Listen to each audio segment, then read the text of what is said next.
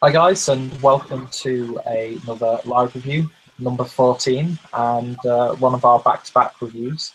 Just did the Pabst Blue Ribbon, so if you haven't seen that one already, I'll put a link down below to that one so you can check it out. But today, we're looking at sort of in the same sort of style, but just a little bit different. But that being said, I'm guessing this is going to be a completely different experience.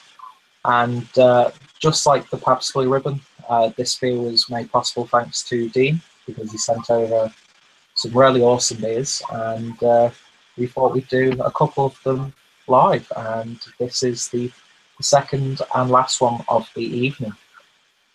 So I don't really have too much information about this beer. All that I know is I think this collaboration has been in the works for a couple of years now between Logan from Beavertown and the head brewer at Firestone Walker, whose name I just don't know, so I apologise about that. If anyone from Firestone Walker will be potentially watching, very much doubt it. But yes, they've been talking about doing a beer like this, and I know Beavertown apparently have wanted to do a sort of an IPL, Indian Pale Lager, and I think, is it Primo Pills or something like that from Firestone Walker, which is a Beavo, yeah. There we go. I think this is sort of, I don't think it's the same recipe, but it's heavily inspired by that one. And, yeah, they sort of smashed it together. Yeah, and I think this was brewed not only because they want to do it for a long time, but they've also brewed it for the Firestone Walker International Beer Festival, which is awesome. It's always good to see what beers get brewed for a festival, whether it be like a run-of-the-mill IPA, or sometimes you get to do like an Imperial Stout. So yeah, Firestone Walker, Beavertown. I've had much more experience with Beavertown than Firestone Walker, but the beers I have had from Firestone Walker have been absolutely fantastic, as have the beers from Beavertown. One of my favourite breweries back in the UK. And yeah, it's great to see these two coming together and brewing a beer. So before we get into it, what about you, Dean? Have you tried anything from Firestone Walker before, and what your opinions on Beavertown? Yeah, I've had a couple of Firestone beers. Again, it's a brewery we don't get a lot of their beers over, just some of their core stuff. But I think I've tried the Beavo before, and I've had the DBA, is it? I think it's meant to be. I think it's a bitter or something, an extra special bitter. Oh, okay. Which wasn't too bad. I've probably only had about 2 or 3 beers actually from Firestone, but again, you know, a brewery over in America that have got a really good reputation. Likewise with Beavertown, you know, both solid craft brewers. Yeah. I think the guy that you said the collaboration with Logan, I think the other guy's name is Matt Bridleston or something like that. Ah, okay. Firestone. But I mean, typical sort of quality Firestone, Beavertown artwork, isn't it? It's fantastic. Oh, yeah. I think it's done once again by Nick Dwyer, or at least I think it is. It definitely looks like his work. I mean, you see that and you instantly think of Beavertown. But yeah, definitely sticks out. And good thing about this one is it seems to be an American brew can, because it's in the 355 milliliter, which is always a nice thing to see. Yeah, so whereabouts did you pick this one up from, Dean? Again, it's Beer Merchants. Around about the £3 mark, something like that. Okay. Just over £3 mark. Seems to get a lot of good pricing now back in the UK, compared to what it was just like 2 or 3 years ago. Yeah, I think it's quite weird, you know, when you regards with like craft beer pricing. I think some, like most of the Cloudwater stuff now that they keep churning out, that's got a pretty sort of high price tag on it. Yeah. But then beers like this and other beers, you know, have got around about that sort of like £2.50, £3.50 mark for a 330, 355 can, which to me is not too bad. But then you've got, you know, these like sort of 500 ml cans that are anything from £5 and upwards. I mean, I saw Alesmith, their Speedway Stout. I've seen that on a few sort of websites, and you're looking at sort of 11 quid a can, and to me that's a bit. Yeah. Oh, I don't know about that. Yeah, I'm exactly the same. Just, I don't know. It's just hard to justify sometimes. I mean, you never know. You could drink it and you think, "Wow, that's worth every penny." But even when you drink it and think that, in the back of your mind, you're like, "Well, for that price, I could have had maybe potentially equally good, if not better, like even domestic sort of stouts." Yeah. And speaking of domestic, I think you'll agree with me on this one, but Beavertown are probably one of the most consistent core ranges of a lot of the craft breweries now. I mean, a lot of them, especially as people like Magic Rock, they're adding a lot of really interesting beers that are available on a much more regular basis. But Beavertown's beers, I've never, from my experience with them, noticed a drop in quality with beers. I know they had a slight hiccup, which is expected, and I completely understand it. From when they moved over from bottling to cans. Okay. Yeah. Which is understandable. Yeah. You know, there's a teething problem with quality and stuff, but you know that's all been put to bed now. They're purely a canned sort of brewery now. I don't even think they do bottling anymore. And yeah, like you say, mate, a proper quality, consistent London craft brewery. Top of the tree, really, I think, in my book. Oh, yeah. I mean, Gamma Ray, just one of probably the best commercially available, even somewhat supermarket type craft pale ales that you can get. And not forgetting the recently rebranded neck oil as well. Have they changed the recipe with that one, or is it still the same? I think it's still the same. They just pimped up the artwork on it. Oh, I see. I mean, I still need to try the what's it called, the Humulus, is it? The IPA in the pink can. Oh yes, yeah. Humanoid, yeah. Humanoid, which they did a double IPA version of that one at some point either this year or last year as well. So it's a great thing about Beavertown is they do so many. They have like the seasonal beers that they do every year, just change it slightly. I mean, I said before that I've never really noticed a drop in quality. I will say that this year's batch of the Bloody Hell Blood Orange IPA was sort of lacking actual blood orange compared to what I experienced last year.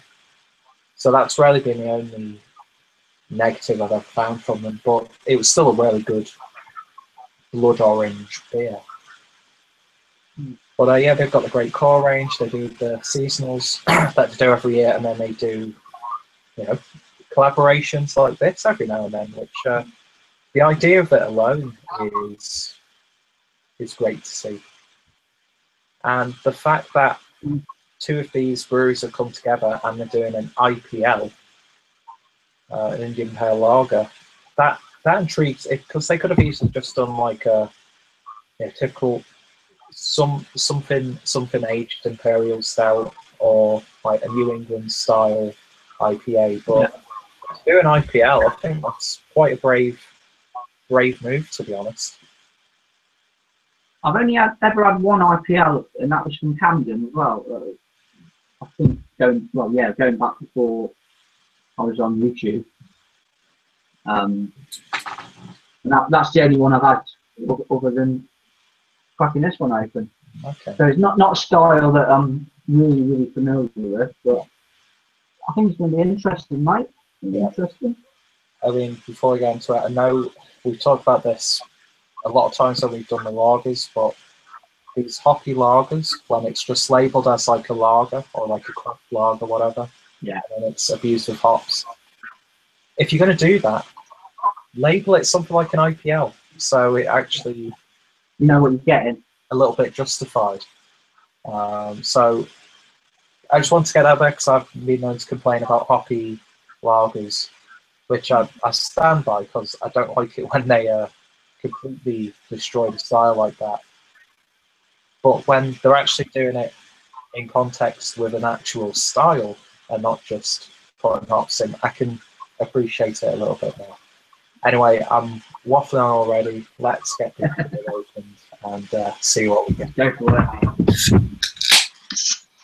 One of the most satisfying sounds I've ever got when you crack open. It's a lovely sound. You never get bored of that sound, mate. Oh, no.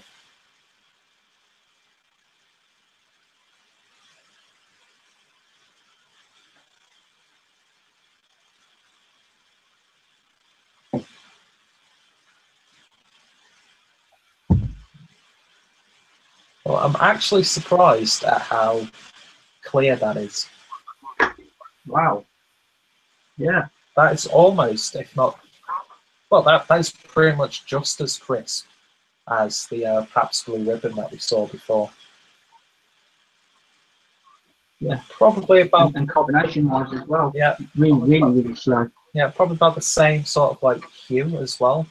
Not too pale, not too dark, but nice and golden. Very slight orangey tones when you hold it to the light. But yeah, I like that carbonation a lot. And didn't really generate any head, really, just a lining on the top. Well, Yeah, same here, just a off-white film on the top. yeah. I'm actually quite glad that it's not too cloudy or hazy, because it's a nice, refreshing change to see that, in my opinion. Yeah, it's a pot. Yeah, I like the look of that. So let's see what we get on the aroma then.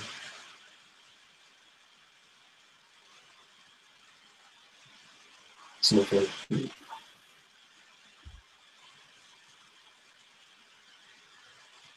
You've got that sort of prickly hop whiff. Yeah. Lovely sort of gentle.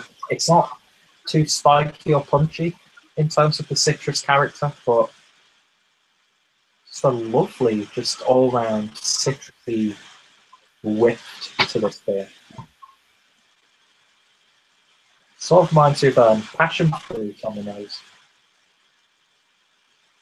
because it's got that sort of citrusy sourness to it. But then you get those lovely sort of like lager malts creeping up in the background.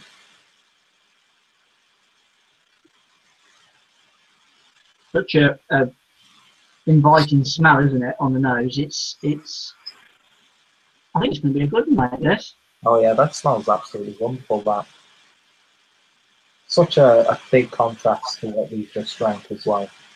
Oh, You big time. expect that really, but Yeah, big time. yeah, it smells I mean, great. did we say the ABV on this? I think I forgot to say that, which I apologize for. ABV is 6.5. And you're not really getting any booziness there, because that's one of the styles where it doesn't even have to be that high of an ABV. You get that slight, especially with the more like imperial sort of lagers. You know that it's that ABV, whereas this, something I feel like it's like berry characters in there as well, like raspberries. Mine's mostly sort of like a nice punchy citrus whiff. Maybe there's a bit of orange in there. Yeah. I don't know about you, but I'm getting like a slight juniper berry gin sort of tinge.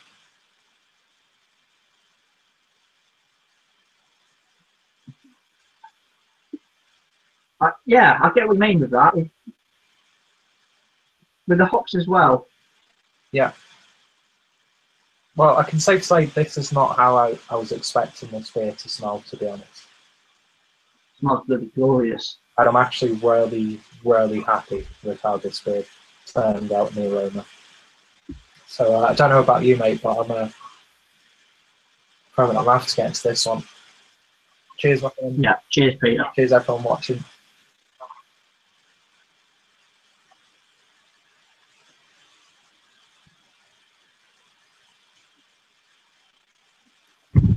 Oh, yes. First thing that hits you is that almost constant bitterness. Lingering. Yeah. Yeah. But it's not in your face bitterness, though, is it? It's No. full, and it tails throughout it, but it's not a punchy bitterness. No. It's just like a constant level, if that makes sense. But it doesn't linger too much on the back end, surprisingly enough. Nice citrus in there. Oh, yeah. Quite sherbety as well. And a little, very, very slightly tart. Mm.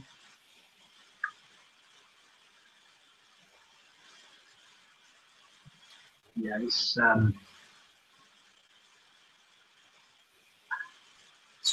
glorious stuff, mate. Really Glorious. fragrant, actually.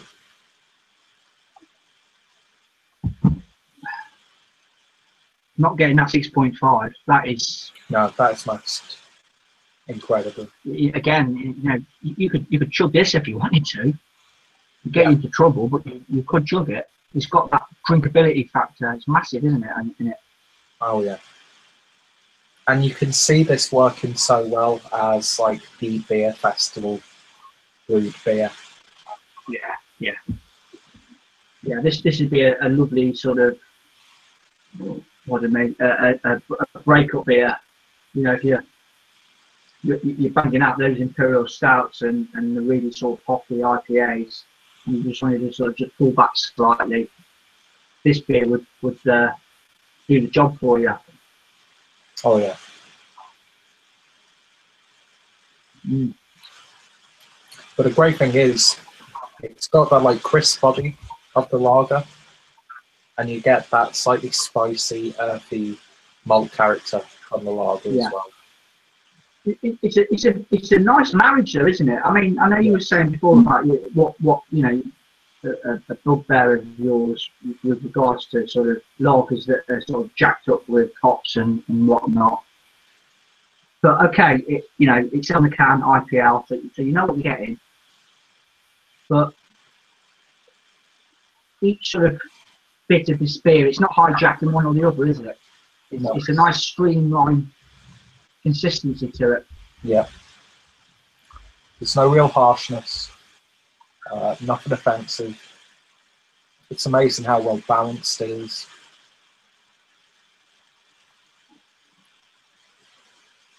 The body is a little bit lighter than I was expecting, but then you remember that it is supposed to be a lager, so it's not going to be, like gloopy like some of the coffee beers tend to be nowadays. But yeah, this is one that even if you are like really into those sort of like New England haze bombs, I think if you drink this, you won't feel like, oh, that's even though it's a new beer, that's quite old in terms of the style. Because I don't know, it's that like you're saying, that marriage of hops and the malts. Now I'm talking of getting like a very slightly sticky, resiny character coming through, which is sort of like slightly overtaking the hop bitterness that I was experiencing just a couple of minutes ago.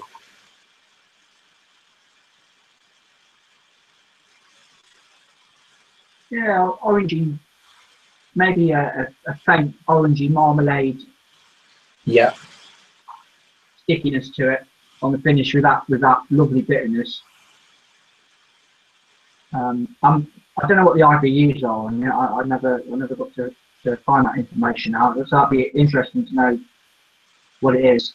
I don't think it's going to be massively high, is it? Because it doesn't. No, I wouldn't imagine so. No, it doesn't come through that much on the taste, but it is definitely noticeable. So a pleasant amount of bitterness, you know.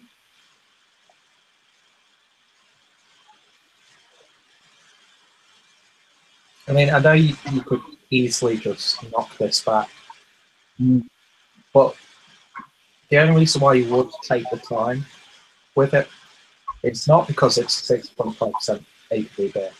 It's not because you detect alcohol on the flavour. It's because it's so robust in the flavours that you get, and they are. It's a little bit punchy. It's a little bit tart.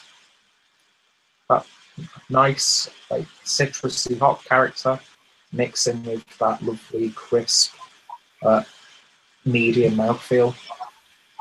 Yeah. It really lets those flavours shine.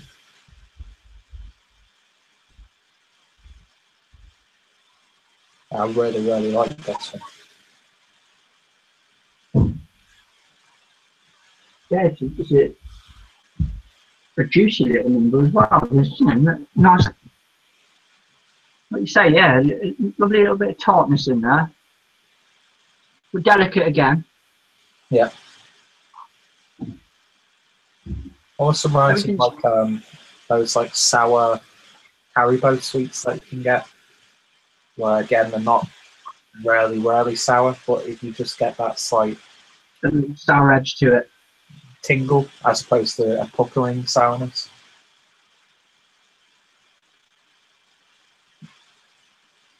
I really.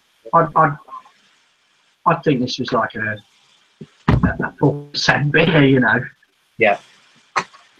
There's no way that this is 4% ABV. They've done a remarkable job of masking that 6.5 as well, because it's relatively, not massively high, but it's relatively high for this type of beer to sort of hide it, and it does really well hiding it for sure. Because 4%er, you think that from drinking it. I mean, it's like you've got the best of both worlds here, because you've got obviously the Beavertown aspect, noted for their use of hops and hoppy beers in general.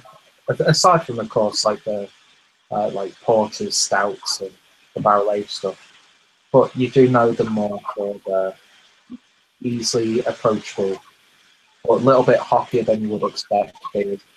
And then you've got like Firestone Walker, who again do so many different styles, but they're sort of famed for their their barrel aging stuff and their blending of beers. They've got the hoppiness and the masterful blending coming together.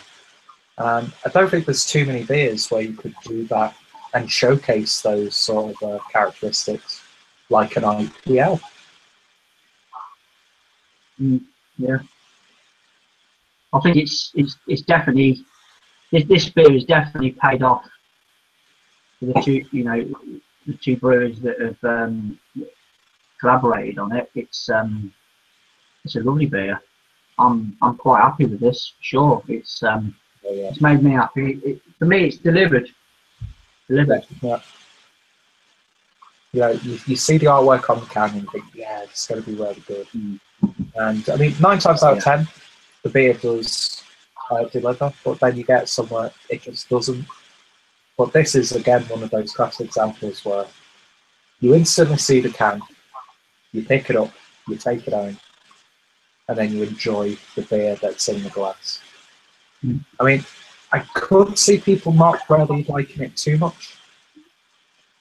There is that like small demographic of, especially with the lager aspect, who could drink this and it might be a little too harsh for them.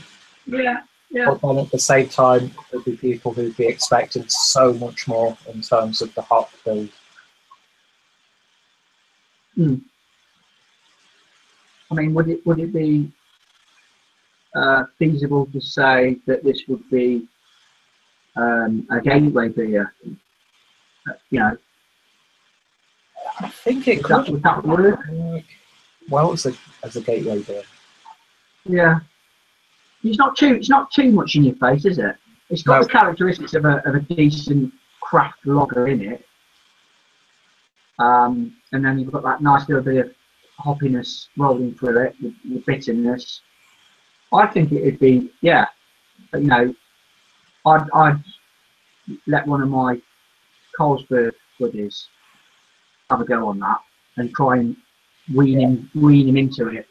I think that'd work because there's a little bit more, but it wouldn't sort of bombard him and think, oh no, it's too bitter, it's too hoppy. Not interested. It could work.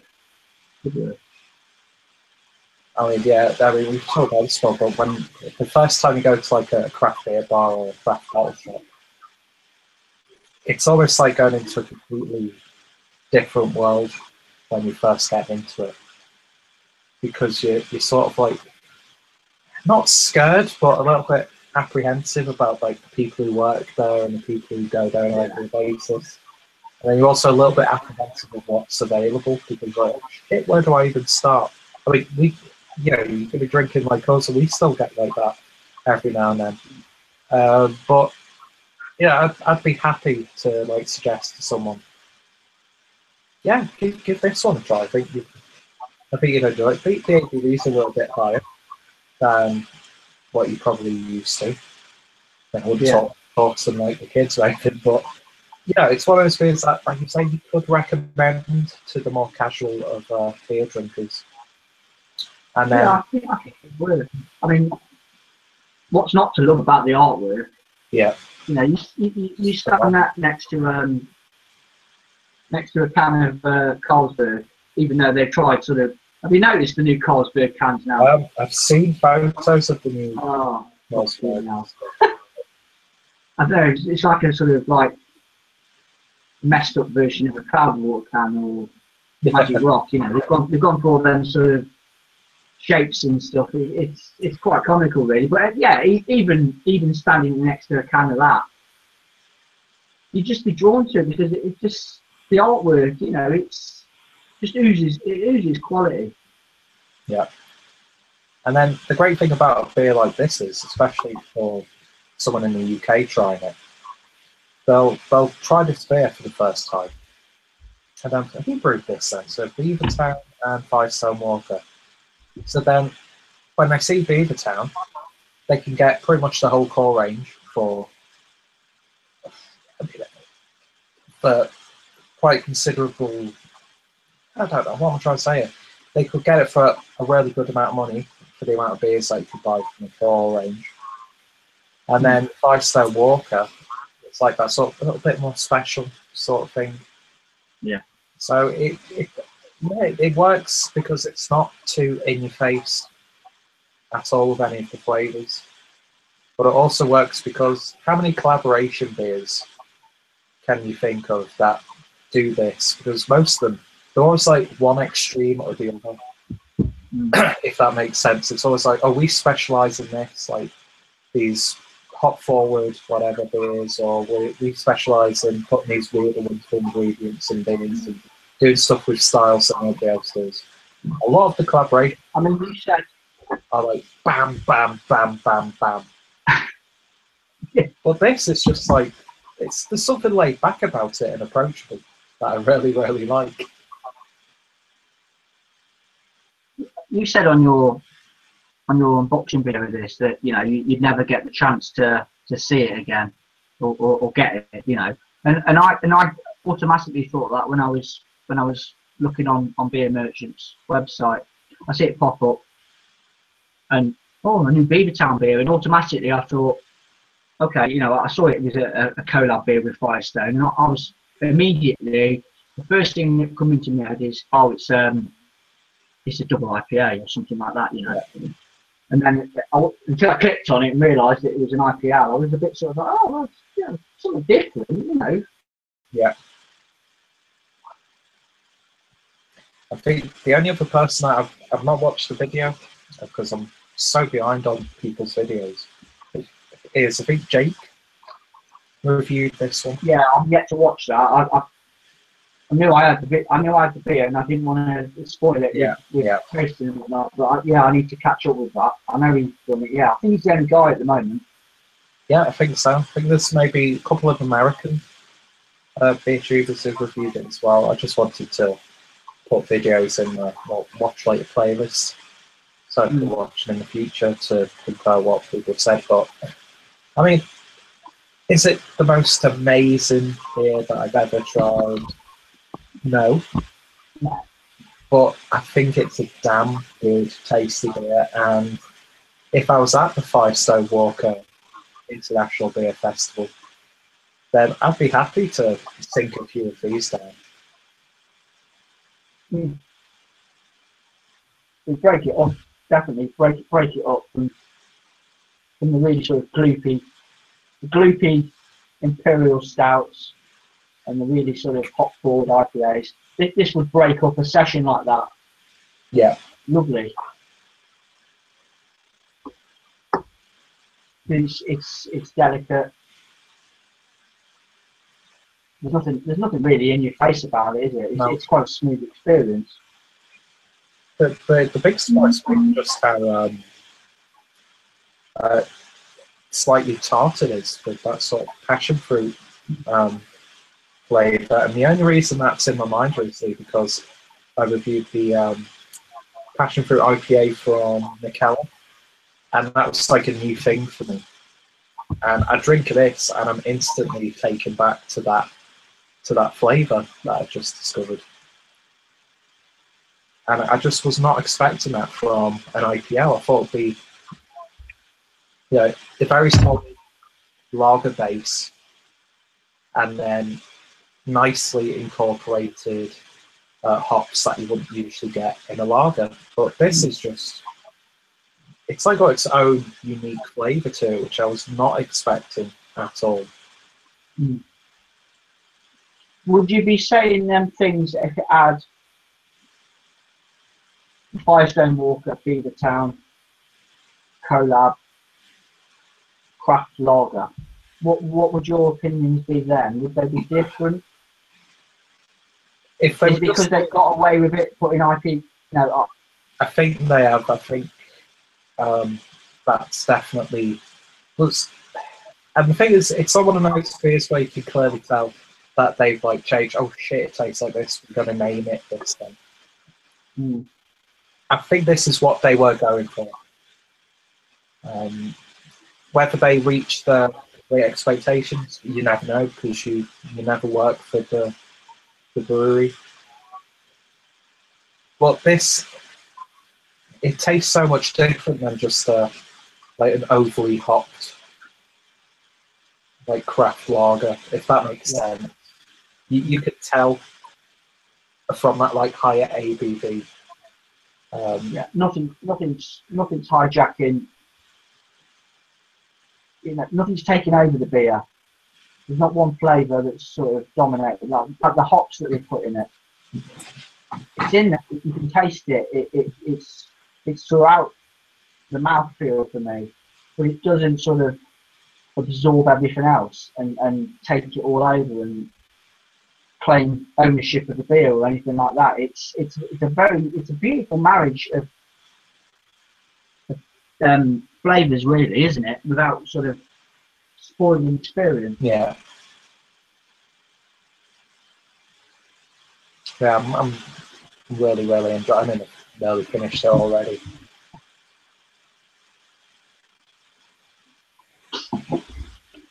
It's just a lovely beer. So if you were to rate it then, how would you rate this one? I'd give it an 8 out of 10. Yeah, I was thinking exactly the same. It's just a bang on, very highly brewed beer. I don't know what I would see. This is problem that a lot of people have with ratings, and I like knowledge it right now. That's why I don't bother. What would have to be a 10 out of 10?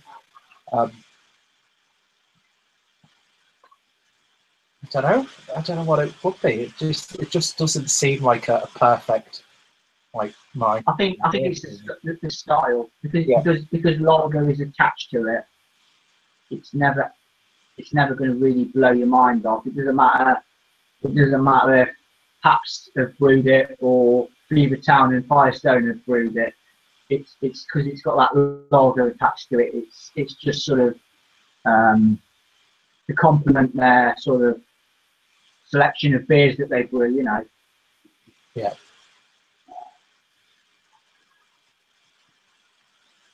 But I've never had a lager that's completely sort of blown my socks off, and I don't think I ever will. I will enjoy one over the other, but I think it's just the style, mate. You know, I do love the style, and I know you like the style.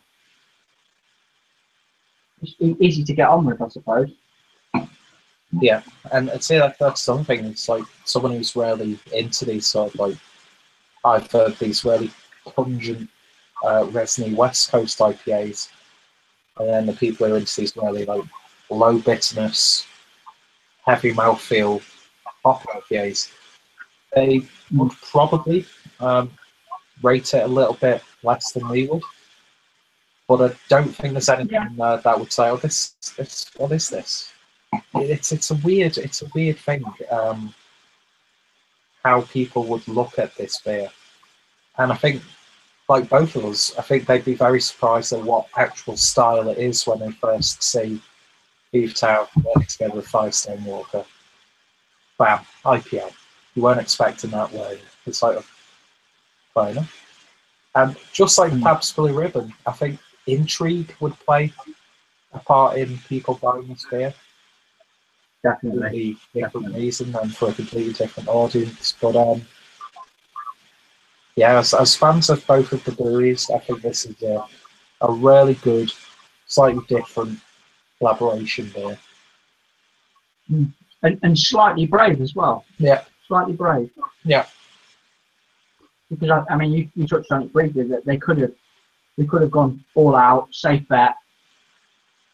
You know, do a stout or a version of that with something added to it, or a double IPA. But to go down that path, it's fair play to them as well. And I think they have pulled it off. Yeah, I think they have pulled it off. I'm very pleased with what I've had in my glass. Yeah. Yeah, very happy with that indeed. So I'll quickly look at the comments before I look on the rating website. See what people said about the beer. Drunken One says, like deja vu, could have just swore I've seen you guys. Angry Joe, it's going to call him Average Joe, says, by the way, Firestone Walker, Beavo calls Victory Brewing Company is Creamer Pills. I was wondering that those mixed up. And then Jonathan from Northern Southern Beer Reviews. Hello, boys. Just thought I would say hello, or in Clueless if they would. Guten fucking tag. Well, guten fucking tag to you too, Jonathan. Hope you're doing well. Always nice to hear from you, my friend. And then we've got the Hog 31604 who says hello and says the beer looks flat. Surprisingly, that carbonation, although not really aggressive, it is far from atmosphere, but I mean, when you look at it like that, it does look a bit. Yeah, there's not going on with the carbonation of now. There wasn't to begin with, though, was there? It was very slow and steady, went on the opening side. But it seems to come out more as you're actually drinking it, as opposed to the like visual side of things. Which, if this was flat, it would be a much less enjoyable beer, because those flavours, when there's no like carbonation to help lift it, would just get a little bit too sickly, I think. But yeah, carbonation for me was perfectly fine. So the scores then. We have from Rate Beer 91 overall and 89 for style. That's coming from 39 reviews. Beer Advocate gives it 88 out of 100 from 74 reviews. And then I hope I've written this right. Untapped gives it a 3.7 out of 5 out of 4,401 reviews. That's a considerably higher number compared to the others, especially with the age of the beer. I think I've got that wrong there, actually. But yeah, I think Rate Beer and Beer Advocate, the very rare times they are, maybe a little bit too generous in terms of their ratings. But Untapped, I think that's pretty much in the same ballpark as we are.